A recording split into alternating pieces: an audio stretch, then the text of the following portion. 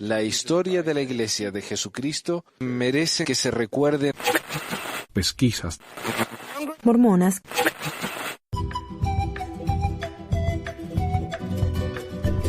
Hola, bienvenidos a otra edición de Pesquisas Mormonas. Les habla Manuel. El programa de hoy es un artículo que salió hace un tiempo acerca de cómo los mormones hacen dinero. Y esto fue cuando se abrió el City Creek, creo que hace unos 4 años. Creo que en el 2012, por ahí, 4 o 5 años. Y recién hasta ahora lo he podido... alguien me lo tradujo, le agradezco muchísimo. Y el amigo Mr. Musa, si están ahí en el canal de YouTube lo habrán leído. Él participa mucho ahí. Él me grabó el audio, hizo un excelente trabajo, así que muchísimas gracias al amigo que me tradujo el programa, que prefirió que no lo mencione, y a Mr. Musa. Espero que lo disfruten y adelante nomás. ¿Cómo los mormones hacen dinero? A finales del pasado marzo, la Iglesia Mormona completó un ambicioso proyecto, un megacentro comercial construido por aproximadamente $2,000 millones. El City Creek Center, que se encuentra situado justo enfrente del icónico templo neogótico de la ciudad de Salt Lake. El centro comercial incluye un techo de vidrio replegable, 5,000 lugares de estacionamiento subterráneo y casi 100 tiendas y restaurantes, desde Tiffany's hasta Forever 21. Los pasillos conectan el emporio al aire libre con el centro de operaciones de la iglesia, perfectamente arreglado en la manzana del templo. Macy se encuentra a tiro de piedra de las oficinas del presidente de la iglesia, Thomas Spencer Monson, a quien los mormones creen ser un profeta viviente. En la mañana de su gran inauguración, miles de compradores abarrotaron el centro de Salt Lake, ansiosos para abrirse paso a empujones hacia la tienda. El himno nacional fue reproducido y Henry B. Eyring, uno de los consejeros sobresalientes de Monson, le dijo a las multitudes: todo lo que vemos alrededor de nosotros es evidencia de compromiso desde hace mucho tiempo atrás de la Iglesia de Jesucristo de los Santos de los Últimos Días para con Salt Lake. Cuando llegó el momento de cortar el listón rosado del centro comercial, Monson, flanqueado por dignatarios de Utah, animó: 1, 2, 3, vamos de compras. 1, 2, 3, let's go shopping. Observar a un líder religioso celebrar un centro comercial puede parecer surrealista, pero el City Creek refleja el espíritu de empresa que anima el mormonismo moderno. El centro comercial es parte de un extenso imperio corporativo propiedad de la iglesia que el liderazgo mormón dice estar ayudando a esparcir su mensaje, incrementar la autosuficiencia y construir el reino de Dios en la tierra. La Iglesia de Jesucristo de los Santos de los Últimos Días se ocupa de las necesidades totales de sus miembros, dice Kate B. McCulley, quien por 37 años ha trabajado dentro del liderazgo mormón y ahora lidera una compañía propiedad de la iglesia, el DMC, una organización coordinadora para muchos de los negocios lucrativos de la iglesia. Buscamos no solo lo espiritual, sino también lo temporal, y creemos que una persona que está empobrecida temporalmente no puede florecer espiritualmente. McCallin explica que el City Creek existe para combatir el deterioro urbano y no llenar las arcas de la iglesia. ¿Habrá alguna ganancia? Él pregunta retóricamente. Sí, pero tan modesta que usted nunca habría realizado tan inversión. La ganancia verdadera viene de que las personas vayan al centro y la revitalización de los negocios. Haciendo una pausa brevemente, él agrega con deliberación: es para fomentar la meta de la iglesia para hacer, si usted lo quiere, de los malos hombres de bien y de los buenos mejores hombres. Perdón que me meta en la grabación aquí de Musa, pero esta parte es tan absurda. Primero que nada, dice él, buscamos no solo espiritual, sino también lo temporal. Creemos que una persona que está empobrecida temporalmente no puede florecer espiritualmente. O sea que está diciendo él que una persona pobre no puede ser espiritual. Esto es lo que se llama el evangelio de la prosperidad. Mientras más tenemos, más bendecidos somos. Y mientras más le damos a la iglesia, más vamos a recibir de manera temporal. Y por eso nos dicen de los diezmos, ¿no? Den sus diezmos y nunca les va a faltar. Den sus diezmos y se le abrirán las ventanas de los cielos. Y después dice él, es para fomentar la meta de la iglesia de hacer, si usted lo quiere, de los hombres malos, hombres de bien, y de los hombres buenos, mejores hombres. ¿Un molde de la iglesia va a hacer que los miembros de la iglesia sean mejores personas? ¿De qué está hablando este hombre? Quizás no sea sorprendente que el mormonismo, una religión indígena americana, también adoptara la fe secular del país en el dinero. Lo que es de destacar es que tan variados son los intereses de negocios de la iglesia y que tampoco es conocido acerca de sus intereses financieros, aunque un ex obispo mormón esté por recibir la designación presidencial del Partido Republicano. Y a pesar de la reciente campaña de relaciones públicas enfocadas en combatir la percepción de que es secreta, la Iglesia Sud permanece en silencio acerca de sus activos. Ofrece muy poca transparencia financiera incluso a sus miembros, a quienes se les requiere diezmar 1/10 parte de sus ingresos para lograr entrar a los templos mormones y por lo tanto obtener la exaltación y vida eterna. La Iglesia mormona es difícilmente la única institución religiosa que no sea transparente acerca de su riqueza. La Iglesia católica ha sido igualmente poco clara a lo largo de la historia. Por otra parte, dice el historiador D. Michael Green, quien está trabajando en un libro acerca de las finanzas y negocios de la Iglesia Sud, la Iglesia mormona es muy diferente a cualquier otra iglesia. La cristiandad tradicional y el judaísmo hacen una distinción clara entre lo que es espiritual y lo que es temporal, mientras que la teología mormona específicamente niega que haya tal distinción.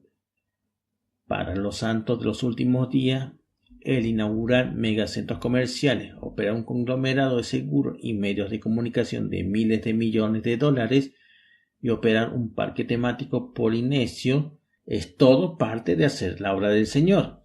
Quinn dice, en la cosmovisión mormona es tan espiritual dar una limosna para pobres como la vieja frase va en el sentido bíblico como lo es hacer $1.000.000. Los mormones son solo el 1.4% de la población de los Estados Unidos, pero los activos de la iglesia son vastos. Primero, entre sus empresas lucrativas se encuentra DNC, que cosecha un rendimiento anual estimado de $1.2 mil millones en 6 sucursales, según la información comercial y análisis de la firma Hoover Company Records.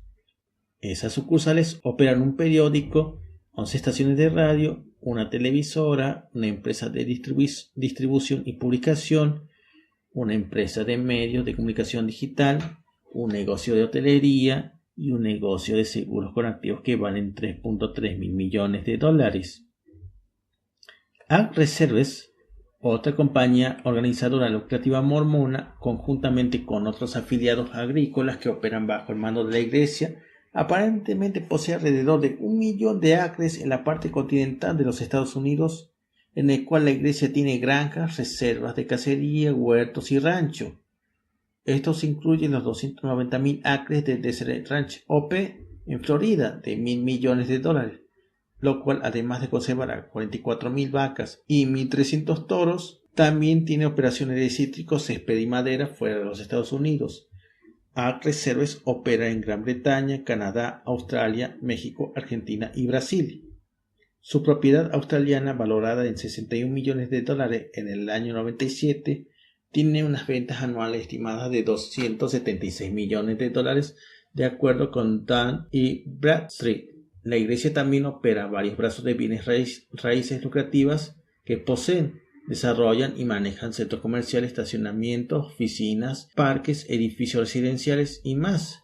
Hawaii Reserves OP, por ejemplo, posee o maneja más de 7.000 acres en Oahu, donde mantiene edificios comerciales y residenciales, parques, infraestructuras de agua y alcantarillado y 2 cementerios. Utah Property Management Associates, un brazo de bienes raíces de la iglesia, maneja porciones del City Creek Center. 1, 2, 3, let's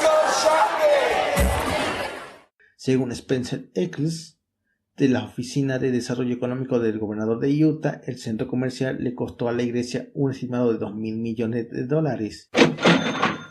Es solo una parte de la renovación del centro de Salt Lake de $5.000 millones financiadas por la iglesia, de acuerdo con el sitio de noticias KSL, propiedad de la iglesia. Ellos manejan su negocio como negocios, para decirlo claro, dice Eccles. Además, la iglesia posee varias organizaciones sin fines de lucro, de las cuales una cierta cantidad parece ser lucrativa. Tomar, por ejemplo, el Centro Cultural Polinesio, también conocido como el PCC. The Polynesian Cultural Center is a 42-acre living museum dedicated to the preservation of Polynesian cultures. Un parque temático tropical de 42 acres en la costa norte de Oahu, el que cuenta con fiestas, paseos en canoas y excursiones por 7 pueblos polinesios simulados. El boleto de adultos de admisión general cuesta $49.95. El boleto VIP cuesta hasta $228.95. En 2010, el PCC tuvo activos netos con valor de $70 millones y obtuvo $23 millones solamente en ventas de boletos, así como también $36 millones en donaciones libres de impuestos. El presidente del PCC, entre tanto, recibió un sueldo de $296.000. En el nivel local, el PCC abierto en el año 63 comenzó a pagar impuestos por propiedad comercial en el año 92, cuando la Corte de Apelaciones de Tierra e Impuestos de Hawái decretó que el parque temático no es para fines caritativos y es de hecho una empresa mercantil y con compromiso de negocio. No obstante, los destinos turísticos permanecen exentos de impuestos federales porque el PCC afirma ser un museo viviente y una caridad orientada en la educación que emplea a los estudiantes que trabajan en el centro para cubrir los gastos de la Universidad Brigham Young, Hawái, que es operada por la iglesia. Existen grupos religiosos que poseen estaciones de radio, pero que no poseen ranchos y ganado. Existen grupos religiosos que poseen refugio, pero que no poseen compañías de seguro. Is your life insurance beneficial? Dice Ryan Crego, un profesor de sociología en la Universidad de Tampa y coautor del libro recientemente publicado ¿Podría votar por un mormón para presidente? Dado su variedad de intereses corporativos, probablemente haría más sentido referirse a ellos como activos financieros de la Iglesia de Jesucristo de los Santos de los Últimos Días, Incorporated. Como una organización religiosa, la Iglesia Sur disfruta de varias ventajas tributarias. Como otras iglesias, a menudo está exenta de pagar impuestos en las propiedades inmobiliarias que da en arrendamiento, incluso para las entidades comerciales, dice el abogado tributario David Miller, quien no es mormón. La iglesia tampoco paga impuestos nativos y fondos donados. Mitt Romney y otros más en Capital Bain, la firma de capital privado que él ha cofundado en 1984, dio a la iglesia mormona millones en valor de activos estándar obtenidos a través de los negocios de Bain.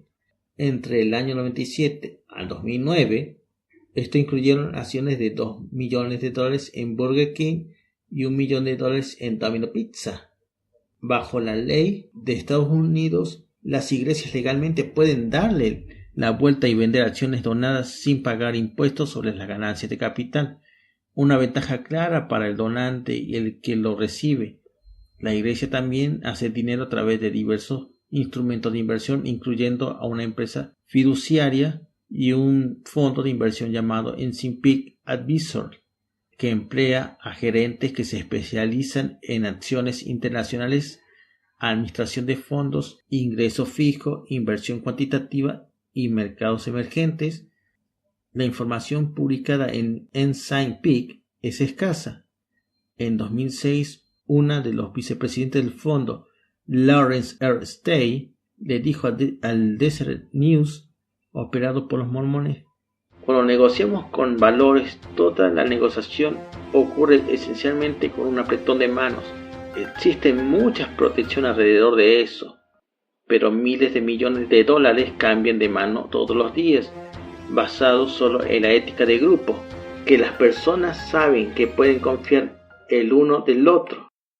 Según la ley de Estados Unidos, las religiones no tienen la obligación de abrir sus libros al público y la Iglesia Sud oficialmente dejó de reportar sus finanzas a principios de los 60.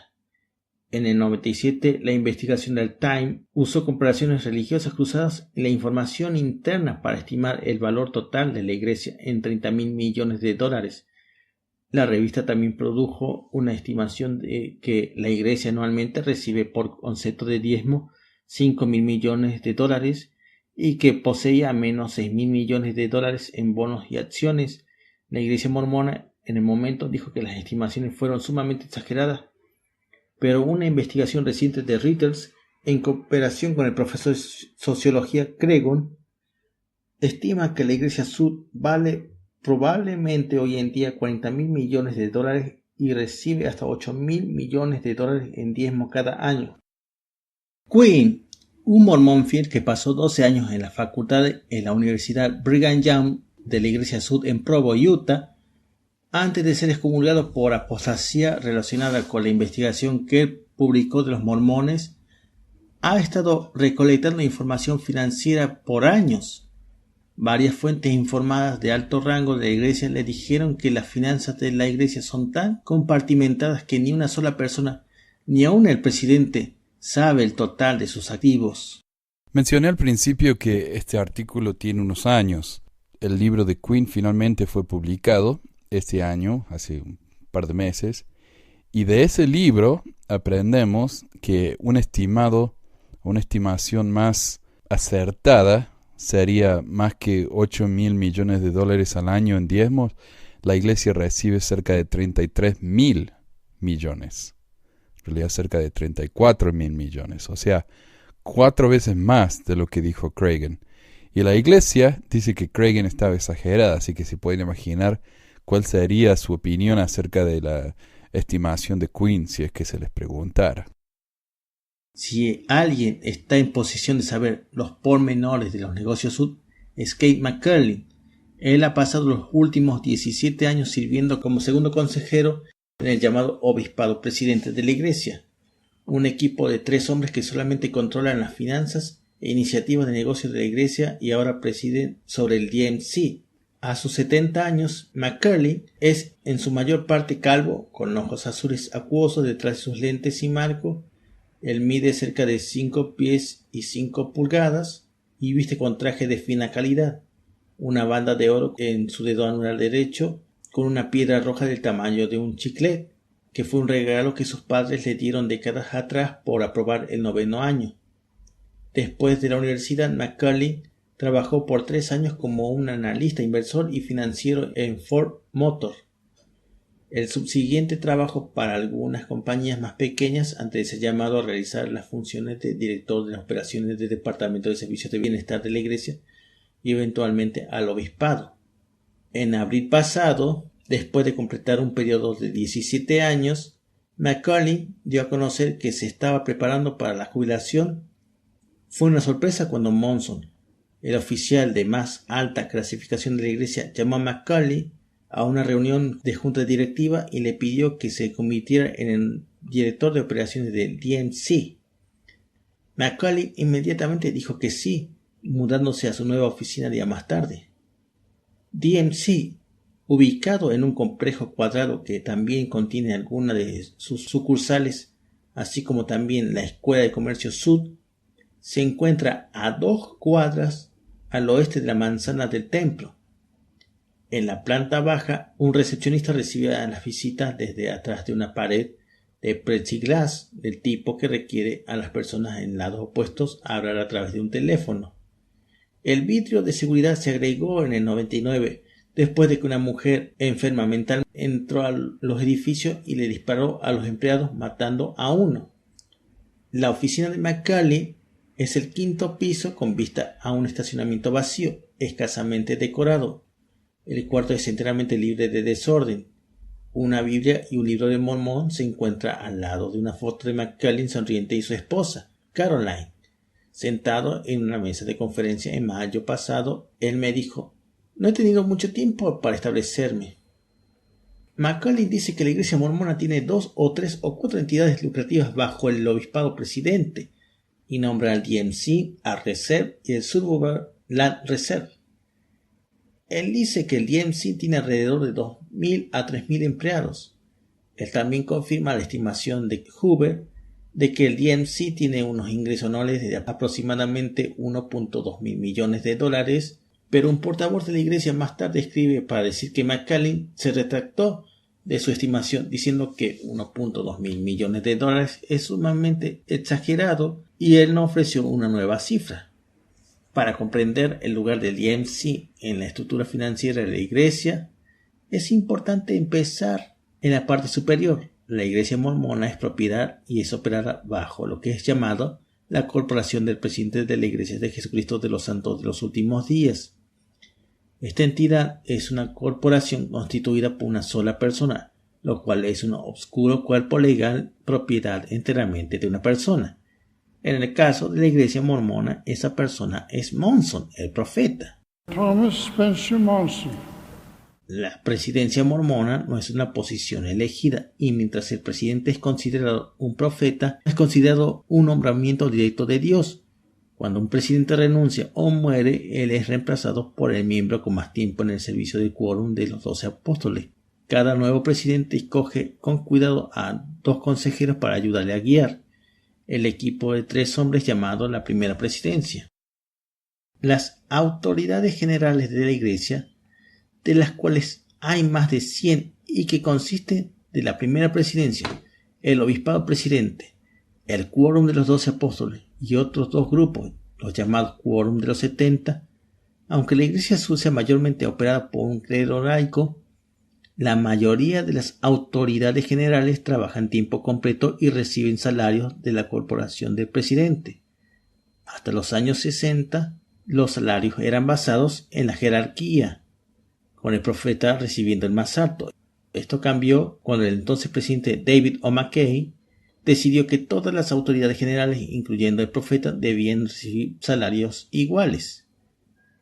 Los hombres de negocios que operan los brazos lucrativos de la iglesia, en cambio, probablemente tienen salarios comparables a los que recibieron en el mundo secular, dice Quinn. Y de nuevo, cuando este artículo fue publicado no se sabía cuánto ganaban los líderes, pero en efecto todos ganan lo mismo. Desde los miembros del segundo quórum de los 70 hasta el profeta, todos ganan unos $120,000 al año o $10,000 al mes. En algunos casos, las autoridades generales individualmente incrementan sus salarios sirviendo como miembros de comité de compañías lucrativas de la iglesia. Varios tienen historiales comerciales. Monson, por ejemplo, tiene un bachillerato en negocio y una vez trabajó como un ejecutivo de publicidad de prensa. DMC es supervisado por 10 directores, los miembros de la primera presidencia, el obispado presidente, 3 apóstoles mayores y McKelley. Ellos dan la dirección a la compañía en general o a las organizaciones coordinadoras, pero no le dan la supervisión directa a las empresas corporativas, dice McCulley. Esto es realizado a través de los respectivos comités y sus equipos ejecutivos. El proceso de toma de decisión del DMC es medianamente estándar. Tal como en cualquier corporación existen niveles de autoridad establecidos, explica McCalley. Puedo tomar decisiones a un cierto nivel, ya sea determinado por implicaciones financieras o implicaciones estratégicas o tácticas. Y una vez que este límite se cumple tal como es conocido, acudo a la junta directiva por más guía. En ese momento, las preguntas estratégicas son planteadas, preguntadas y puestas en gráfica. Así la Junta tiene una idea clara de cuáles son los pros y los contras. Aquellos más cercanos a los problemas harán recomendaciones y se discutirán. A menudo las recomendaciones serán aceptadas, no siempre. Ese fue el proceso, por ejemplo, cuando el DMC decidió el año pasado vender 17 de sus 28 estaciones de radio por 505 millones y enfocarse más en Internet. Además de tener la última palabra en las transacciones principales, la iglesia posee todas las acciones del DMC y cada año la compañía de inversiones, como todos los negocios de la iglesia, dona el 10% de su ingreso a un fondo de la iglesia. En algunos casos el dinero fluye en dirección opuesta, de la tesorería de la iglesia a los negocios. de vez en cuando, si hay alguna necesidad particular, habría sumas de dinero disponibles, pero afortunadamente a través de los años eso no ha sido en caso muy a menudo, dice Macaulay. Si usted tiene un particular cambio de sentido en una empresa, usted necesita tener algún flujo de efectivo adicional para que usted sobrelleve el tiempo difícil. Le daré un ejemplo. Estamos pasando a través de uno ahora mismo. Se llama una recesión. Macaulay se rehusó a dar detalles de que si la iglesia ha estado rescatando sucursales. Pedirle a tu profeta que financie un negocio tan valiente puede ser estresante. Sherry Dew, directora ejecutiva de la empresa Desert Book, sucursal del DMC, sacó del rojo al publicista y distribuidor hace 10 años. Ahora es lucrativo. No hay como nada peor en el planeta que regresar con tu dueño y decir, no hicimos lo que dijimos que haríamos. Especialmente porque una de las cosas interesantes con las que lidiamos es que el dueño es también un líder clerical que reverenciamos, dice ella. Esa es la parte más difícil acerca de una organización que es propiedad de la iglesia, porque usted no quiere decepcionarlos y usted no quiere que ellos tengan que preocuparse por lo que usted está haciendo porque ellos tienen mejores cosas de qué pensar. Tanto Macaulay como Dew dicen que trabajar para la iglesia es más gratificante que trabajar en el mundo secular, cuando usted se mueve en un ambiente de trabajo que está conformado de salarios y títulos y beneficios a un ambiente de trabajo que está enfocado en hacer crecer a las personas y en fortalecer las vidas y el bienestar de los individuos. Usted tiene un propósito completamente diferente, dice Macaulay. Dew, quien tiene una actitud amigable y no insensata, de un entrenador de baloncesto de la escuela secundaria, admite que algunos días nos vuelven locos, pero usted viene a trabajar aquí diciendo, siento que estoy haciendo algo que realmente me importa. Esa es la diferencia y eso es enorme. Eso me lleva a los días cuando pienso, usted sabe, odio estas semanas de 70 horas. Aparte de las alegrías y presiones únicas de trabajar para un líder espiritual, los ejecutivos de la iglesia dicen que sus empresas no son tan inusuales. ¿Andamos en hábitos y nos pasamos rezando todo el tiempo? La respuesta es no. Operamos esto como negocios. Dice Macaulay, allá tengo un set de escrituras. ¿Ve esos libros negros por allá? ¿Consulta esas escrituras cada vez que tengo que tomar una decisión? La respuesta es no. ¿Busco en ellas por guía y principios eternos sobre las cuales las decisiones sensatas, buenas son hechas? La respuesta es sí. La iglesia mormona en el valor espiritual del éxito financiero se remonta a la fundación en 1830, cuando el fundador de la religión, José Smith, anunciara a sus seguidores que Dios le había dicho lo siguiente: verdaderamente digo que todas las cosas en mí son espirituales y en ningún momento yo te he dado una ley que fuera temporal. En otras palabras, el historiador Quinn traduce: ya sea el invertir en una tienda de comercialización o una tenería o un aserradero o un hotel o un banco, todo lo cual ocurrió bajo el liderazgo de José Smith, de acuerdo con esa revelación de 1830, todo es espiritual. En sus épocas tempranas, el rigor empresarial de la iglesia estaba alimentado por la necesidad de los mormones, quienes se enfrentaron con vecinos y autoridades gubernamentales debido a costumbres como la poligamia. A menudo tuvieron que valerse por sí mismos.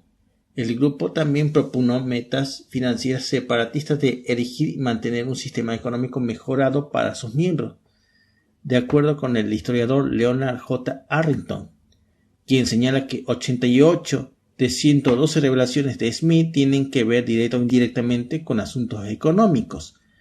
Cuando los mormones llegaron a Utah en 1847 era un territorio árido, todavía bajo la jurisdicción mexicana. Para poblar la tierra, Arrington escribe: durante un periodo de 15 años, a finales de los 1800, los mormones construyeron 200 millas de territorio de ferrocarril, un productor de lana de $300,000, una fábrica grande de algodón, un interés comercial de menudeo y mayoreo por venta de $6 millones al año, más de 150 tiendas generales locales y al menos 500 cooperativas locales de manufacturas y empresas de servicios. Hoy la manzana del templo es llenada con estatuas glorificando la industria de esos pioneros. El emblema estatal es una colmena, en honor del trabajo diligente, y el término Deseret, usado en los títulos de muchas empresas sud, derivado del libro de Mormón, significa abeja. En la actualidad los mormones usan sus negocios en parte para esparcir valores de la iglesia. Pienso que la razón por la cual tener negocios es comunicar e intentar e influir, ya sea a través de un libro, o a través de un blog, o un sitio web, o una televisora, o estación de radio, o periódico, cualquier cosa que sea, dice Dew, quien ha creado controversia en el pasado por su punto de vista oponiéndose al matrimonio homosexual. Nosotros aquí en Deseret Book pensamos que las familias son importantes, y los niños son importantes, el matrimonio es importante y los valores son importantes. Si hay formas en que lo podemos comunicar, ya sea a través de la no ficción o la ficción, queremos hacerlo. Muchos mormones ven el éxito económico de la iglesia como señal de una buena mayordomía, pero al menos unos cuantos con quienes hablé dicen que se sienten incómodos acerca del costo del nuevo centro comercial mormón. La falta de transparencia por parte de la iglesia y sus finanzas centralizadas. El dinero puede ser perfectamente administrado por lo que todos sabemos, dice Ron Manson, de 57 años, un abogado y mormón de toda la vida que alguna vez sirvió como obispo en la iglesia. Pero como sabemos, cuando vemos estos gastos para el City Creek, para las reservas de cacería, estas empresas mercantiles, en Saint Peak, no sabemos hacia dónde está yendo todo esto. Nos preguntamos, esto está viéndose cada vez más como una empresa y cada vez menos como una iglesia.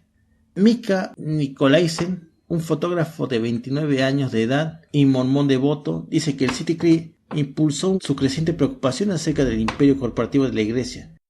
Él está preocupado de que la iglesia da muy poco dinero a causas humanitarias, incluso aun cuando sus líderes les gusta jactarse de programas mormones de bienestar. Ellos gastaron más dinero en un centro comercial en 3 años que lo que hicieron en 25 años de ayuda humanitaria, dice Nicolaisen. Estos mormones hablaron para el registro a pesar del miedo a repercusiones de las familias, amigos y autoridades de la iglesia.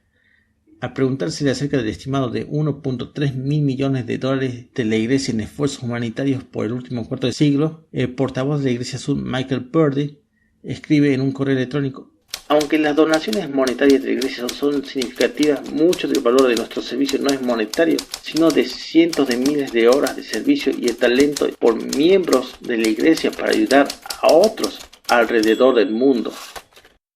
Las legiones de misioneros y voluntarios de la iglesia sur no son solamente para esparcir el mensaje mormón alrededor del mundo, sino también son vitales para los negocios de la iglesia.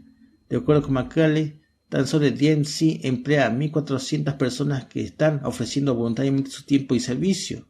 Algunos son de medio tiempo y algunos son voluntarios. Muchos de esos miembros a quienes se les pide prestar servicio de tiempo completo o medio tiempo son jubilados. Ellos están haciendo uso de la generación Baby Boom, llevándolos a servir misiones haciendo captura de datos y toda clase de cosas, dice el antropólogo mormón Smith. El biólogo de fauna silvestre Claire Huff, por ejemplo, en una misión de adulto mayor de 2 años y medio sin paga a la edad de 68 años, se encargó de transformar 11.000 acres de desierto, propiedad de la iglesia, en una reserva de cacería que genera ingresos. En ese momento, Huff admitió ante el Deseret News que él estaba renuente de encargarse de tarea tan monumental al principio. Él le dijo al periódico: esto ha sido difícil, pero lo estamos haciendo funcionar. No vemos a muchas personas ahí afuera, excepto durante la temporada de caza. Hoy Huff y su esposa recuerdan la misión sin paga como una experiencia maravillosa. Él dice que muchos voluntarios vinieron a ayudar y que disfrutaron de colaborar con otras 6 parejas casadas de voluntarios que vinieron a ayudar, y que disfrutaron el colaborar con otros matrimonios de adultos mayores que estaban trabajando en una propiedad cercana de la iglesia, labrando la tierra y construyendo casas. Para cuando él y su esposa fueron relevados por otra pareja de casados, la reserva privada de cacería estaba generando $100,000 anualmente. Al preguntársele si existe algún conflicto de intereses en tener a mormones devotos ofreciendo voluntariamente sus servicios para empresas lucrativas, Macaulay dice: oh, yo seguramente no en absoluto. Cuando usted ve lo que estas compañías hacen, son para el propósito de elevar y fortalecer a las personas. Si los individuos quieren venir a inscribirse y participar en ese proyecto y hacerlo voluntariamente, y las empresas pagadas pueden proveer los recursos y experiencia para ayudarles, pienso que es un matrimonio maravilloso. Él también dice que ninguno de los voluntarios del EMC son misioneros adultos mayores. Después de mi entrevista con McCarley, un portavoz de la iglesia clarificó que la mayor parte de los 1.400 son empleados a tiempo parcial y no voluntarios. De regreso en Salt Lake, el centro de operaciones de Deseret Book son negocios como siempre para Sherry Dew, la directora de operaciones. Una placa en una pared del vestíbulo de la entrada de la publicista celebra a José Smith como un exitoso autor de venta masiva. Una placa idéntica celebra a Dew, cuyo trabajo incluye 2 biografías del presidente de la iglesia mormona, una de una Miss América mormona y un libro titulado Si la vida fuera fácil, no sería difícil. Una reunión de comida de la oficina de Dew comienza inclinando la cabeza. Te pedimos que bendigas nuestras discusiones de negocios y nuestras comidas, reza un asistente. Después de bendecir, el pequeño grupo comienza una conversación acerca del nuevo título potencial para la impresión de la audiencia general de Deseret Book, Shadow Mountain, la cual es vendida a través de tiendas mormonas así como también tiendas de Walmart. Para cada propuesta, Dew pregunta: ¿cómo encajas con nosotros? En tal punto se hace un discurso sobre el tratamiento del libro de la fe, la familia, el matrimonio o como mínimo temas tan generales como la batalla entre el bien y el mal. Dew está orgullosamente trabajando para traer honor e ingresos para la iglesia. Mientras más tiempo usted pasa con mormones como ella, lo menos que parece haber una diferencia entre los dos. Comiendo ruidosamente ensalada y sándwiches de pavo del nuevo Cheesecake Factory de City Creek, Dew y sus colegas consideran la estrategia agresiva de mercadeo para un autor que tiene contrato con Deseret y Simon y Schuster. ¿Quién no querría aparecer en Simon y Schuster?, pregunta Dew. Digo, esta es la América capitalista, ¿verdad?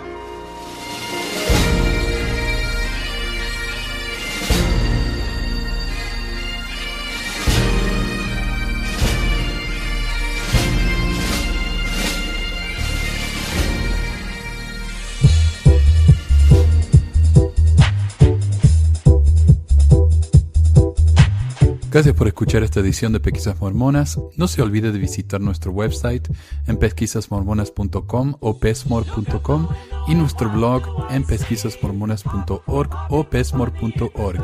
También tenemos un grupo de Facebook donde la discusión siempre es animada, y si tiene un comentario, pregunta o hate mail, puede enviarlo a manuel@pesquisasmormonas.com.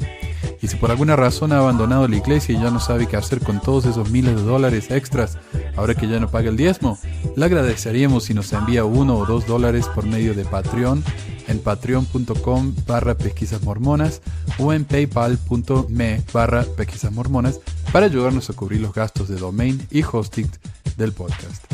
Muchas gracias de nuevo y hasta la próxima semana. La música del comienzo del podcast es la canción de la primaria Historias del Libro de Mormón por Clive Rodney. La canción previa a esta es La Hora del Profeta del ex de Acevedo, y esta es la versión de la banda Roosters de la canción de la primaria Palomitas de Maíz. ¿Por qué agregar a pesquisas mormonas? Para que mi papá pueda parar los websites del podcast y de los videos. Gracias. Pesquisas mormonas. Pi, pi, pi.